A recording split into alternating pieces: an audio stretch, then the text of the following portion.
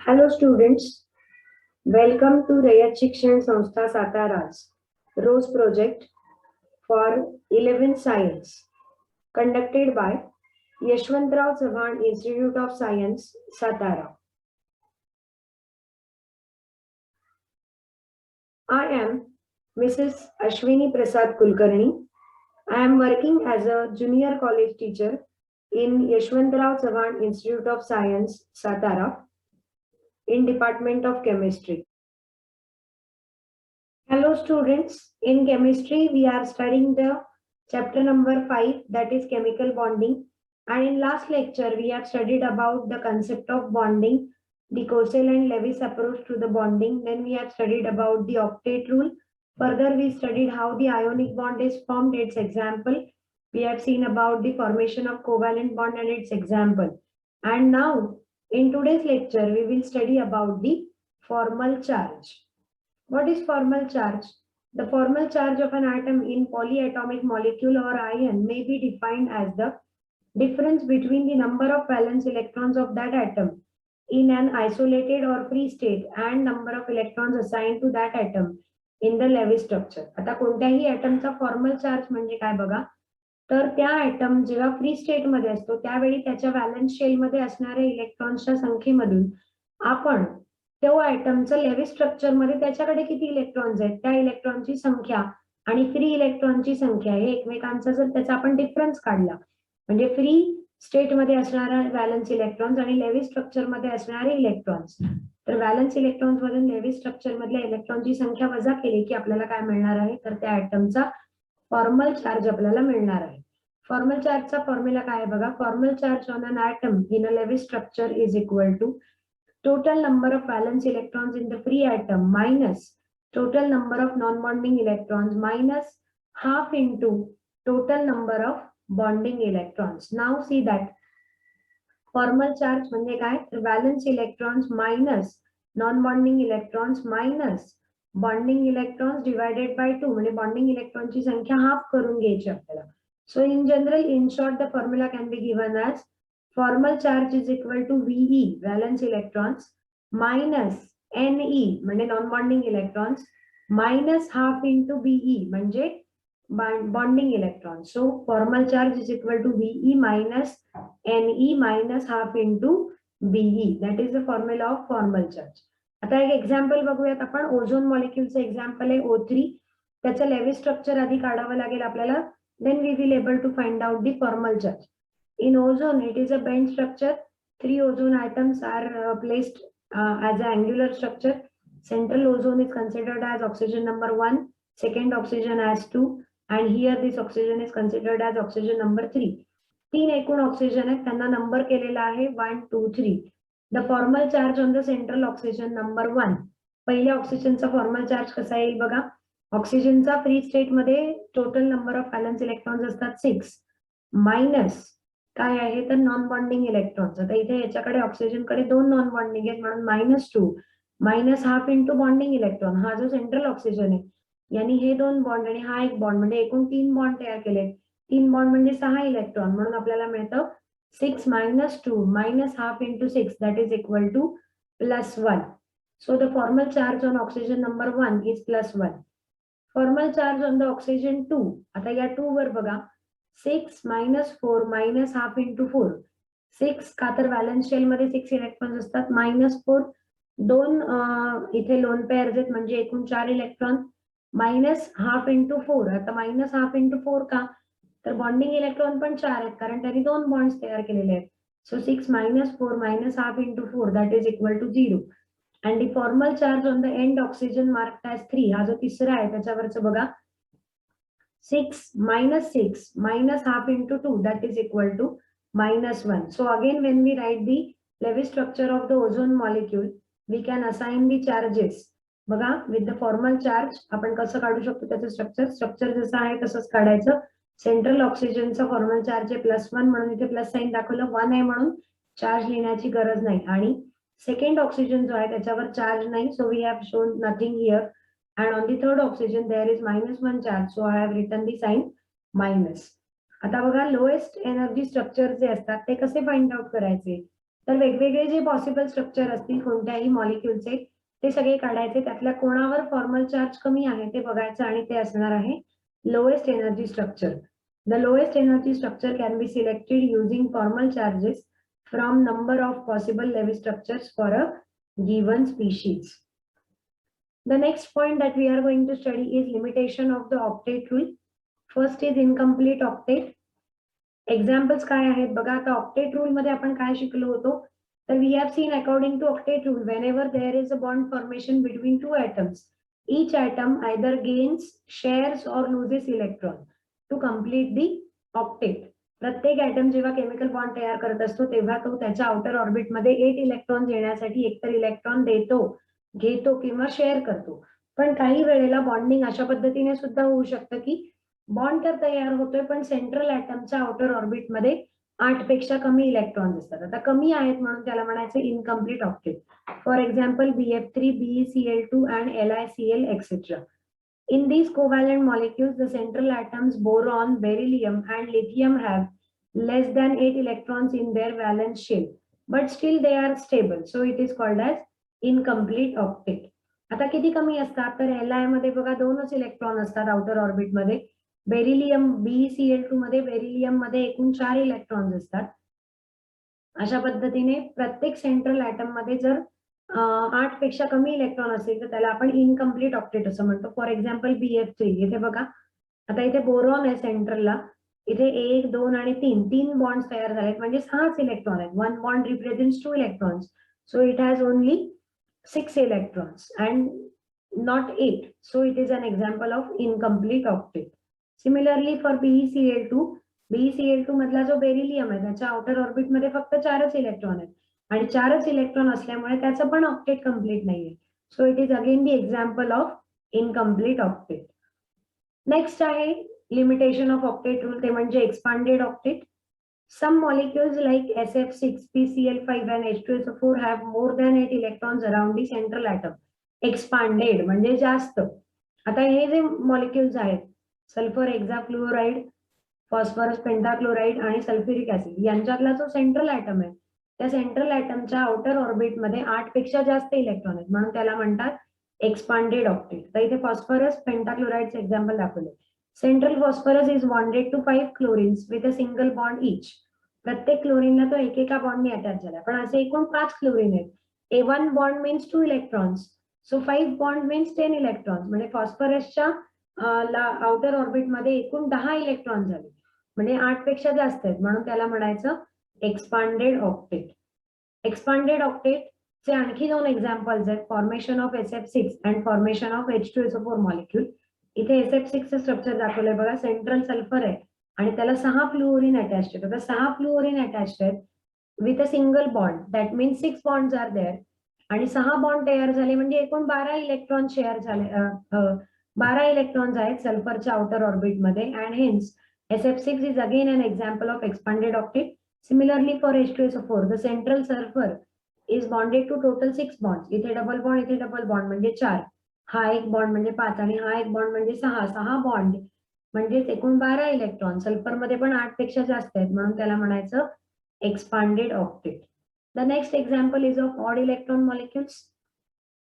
Some molecules do not obey the octet rule like nitric oxide and nitrogen dioxide. या दोन्हींमध्ये octet rule complete झालेला नसतो. Both nitrogen and oxygen atoms have odd number of electrons. पहिले NO चं structure बघा. In NO, the nitrogen is bonded to oxygen by double bond. Actually नायट्रोजनची valency जी आहे ती 6 असते. तो डबल बॉन्डने बॉइंड झालाय म्हणजे 4 झाले. हे 2 म्हणजे 5, 6 आणि ही एक 7 आहे. व्हॅलेन्सी पेक्षा काही वेळा कमी असतात, काही वेळा जास्त असतात. आता इथे 8 आहेत. प्रत्येक वेळी 7च आहेत किंवा प्रत्येक वेळी 8च आहेत असं नाही.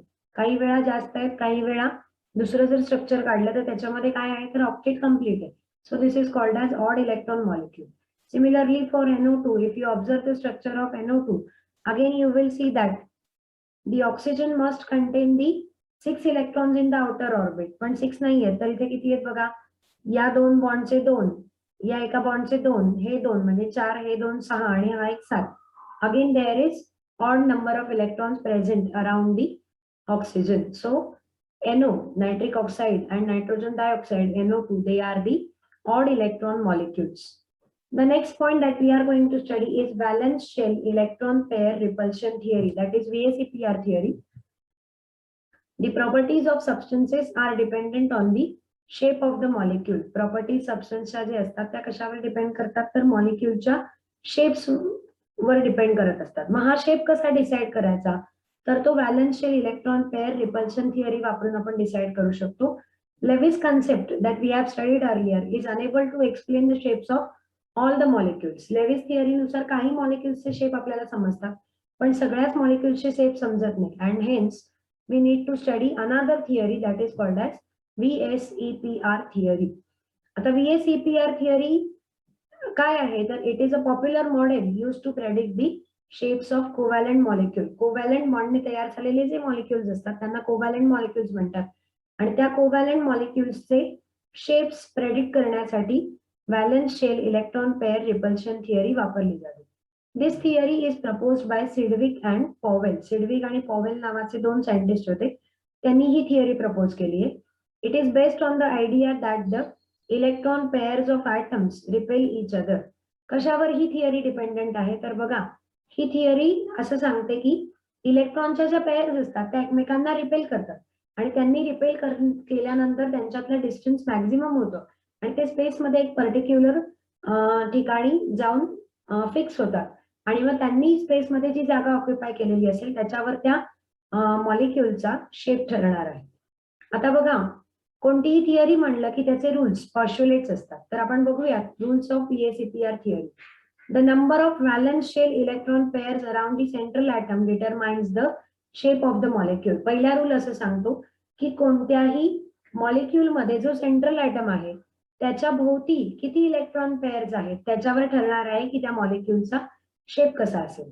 सेकंड रूल आहे pairs of electrons in the valence shell repel one another because their electron clouds are negatively charge.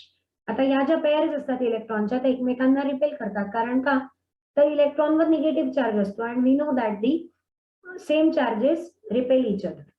These pairs of electron occupy such position in space that reduces repulsion to minimum. मगाशी मी जसं सांगितलं तसं या pair मध्ये repulsion असतं आणि त्यामुळे त्या एकमेकांपासून लांब जाऊन अशी पोझिशन ऑक्युपाय करतात स्पेसमध्ये की त्या पोझिशनमुळे त्यांच्यातलं रिपल्शन मिनिमम होईल and the distance between them will be maximised and hence the shape of the molecule can be determined. The valence shell of the central atom is considered as a sphere with the electron pairs localizing on the spherical surface. These electron pairs at a maximum distance from one another. आता तुम्ही एक उदाहरण बघा, समजा अशी एक बांगडी घेतली तुम्ही तर ती जी आउटर सरफेस आहे त्या बांगडीचा तो म्हणजे सेंट्रल ॲटमची स्फेरिकल लास्ट आउटर ऑर्बिट आहे असं गृहीत धरा आणि त्या आउटर ऑर्बिटवर इलेक्ट्रॉन पेअर्स लोकलाइज झालेले आहेत पण त्या एकमेकांपासून अतिशय लांब लोकलाइज होतात. So the electron pairs are present at the maximum distance from one another. The 2 or 3 electron pairs of a multiple bond are treated as a single super pair. प्रत्येक एक सिंगल पेअर जी असेल त्याला single electron pair असं म्हणलं जातं पण double bond किंवा triple bond असेल तर त्या सगळ्याच्या मिळून जेवढ्या पेअर होतील त्या प्रत्येक पेअरला एकत्रितपणे नाव काय आहे तर single super pair. The next rule is when the 2 or more resonance structures can be represented by a molecule, the VSEPR model is applicable to such structures. आता जेव्हा रेझोनन्स स्ट्रक्चर असतात तेव्हा त्यातलं कोणतं स्ट्रक्चर आपण घ्यायचं तर त्यासाठी आपण VSEPR मॉडेलचा उपयोग करू शकतो. The repulsive interaction of electron pairs decreases in the order. बघा, आता एखाद्या सेंट्रल ॲटमवर काही इलेक्ट्रॉनच्या पेअर या बॉन्डिंग मध्ये इन्व्हॉल्व्ह असतील त्याला बॉन्ड पेअर म्हणतात. काही इलेक्ट्रॉनच्या पेअर या नॉन बॉन्डिंग असतील ज्याला लोन पेअर असं म्हणतात. तर त्यांच्यामधलं अट्रॅक्शन कसं असतं बघा, तर सगळ्यात पहिल्यांदा लोन पेअर इलेक्ट्रॉन्स जे आहेत त्यांच्यामधलं अट्रॅक्शन हे सगळ्यात जास्त असतं. त्यांच्यापेक्षा कमी इंटरॅक्शन कोणामध्ये असते तर लोन पेअर बॉन्ड पेअर मध्ये and bond pair electrons have the least interaction म्हणजे तितक्या त्या एकमेकांपासून लांब जाणार आहेत. जर दोन्ही लोन पेअर असतील तर त्या कदाचित जवळ असतील. लोन पेअर बॉन्ड पेअर असेल तर त्यांच्यामधलं इंटरॅक्शन डिक्रीज असतं आणखी कमी असतं ते एकमेकांपासून जरा लांब जातील आणि बॉन्ड पेअर मध्ये तर इंटरॅक्शन अतिशय कमी असतं. So they will be at a maximum distance from each other. आता शेप्स कसे डिटरमाइन करायचे VSEPR थिअरी वापरून ते बघा. समजा किती इलेक्ट्रॉन पेअर आहेत त्याच्यावर शेप ठरणार आहे. If the number of electron pairs are 2, the geometry of the molecule will be linear and shape of the molecule will be linear. असं लाईन मध्ये असणार आहेत सगळेचे सगळे आयटम्स. एक्झाम्पल्स आहेत CO2 and BF2. If the electron pairs are 3, the geometry will be trigonal planar. ट्रायंगलच्या 3 व्हर्टायसेसला एक एक atom असेल. एक्झाम्पल आहे SO2 and BF3. If there are 4 electron pairs, the geometry of the molecule will be tetrahedral. टेट्राहेड्रॉनच्या 4 कॉर्नरला 4 atoms place केले जातील, NH3 आणि CH4. हे त्याचे examples आहेत टेट्राहेड्रल ज्योमेट्री असणाऱ्या मॉलिक्युल्सचे. If the number of electron pairs is 5, the structure will be trigonal bipyramidal. Trigonal असेल म्हणजे ट्रायंगलच्या 3 व्हर्टायसेसला 3 ऍटम्स आणि एक above the plane and 1 below the plane असं असणार आहे. एक्झाम्पल्स आहेत ट्रायगोनल बायपिरॅमिडल ज्योमेट्रीचे फॉस्फरस पेंटाक्लोराइड आणि phosphorus pentafluoride PCl5 and PF5. If there are 6 pairs of electrons, then the geometry will be octahedral. Example of such molecule is SF6 and SeF6. हे किती electron pairs आहेत त्याच्यावर आहे. Next table आपण बघणार आहे मॉलिक्युलचा shape कसा असू शकतो अकॉर्डिंग टू VSEPR थिअरी. जर त्याच्यामध्ये बॉन्डिंग पेअर्स किती असतील आणि लोन पेअर किती असतील हे जर आपल्याला कळलं तर त्याचा शेप आपण ठरवू शकतो. बघा मॉलिक्युलचा टाईप दिलेला आहे AB2E. आता याच्यामध्ये A म्हणजे काय तर A म्हणजे सेंट्रल ऍटम आहे, B म्हणजे जे सराउंडिंगला असणार आहेत ते ऍटम्स आहेत आणि E म्हणजे काय आहे तर त्या लोन पेअर्स आहेत. त्या किती असतील तेवढी त्याची संख्या असेल. सेंट्रल ऍटम A एकच आहे म्हणजे एकच सेंट्रल ऍटम आहे. B2 आहे म्हणजे सराउंडिंग ऍटम्स 2 आहेत आणि E ला कोणताच नंबर नाही म्हणजे तो 1 आहे. याचा अर्थ त्याच्याकडे किती लोन पेअर असणार आहे 1. म्हणजे तुम्हाला जर आता लक्षात आलं असेल तर A म्हणजे सेंट्रल ऍटम त्याची संख्या, B म्हणजे सराउंडिंगचे ऍटम्स त्याची संख्या आणि E म्हणजे नंबर ऑफ लोन पेअर्स त्याची संख्या आहे. So in AB2E central atom will be 1, surrounding atoms will be 2 and 1 lone pair will be there.